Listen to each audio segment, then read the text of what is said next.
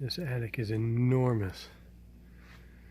This house has 19 geosystems in it. It's only got, I think, 4 in this attic. One, that's number 14. There's a small one right there where my light is. Another one here. This place is built like a commercial building.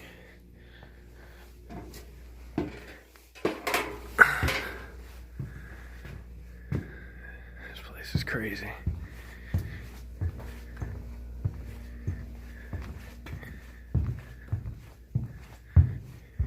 Like I said, you think this was a commercial building, but it is a residential house.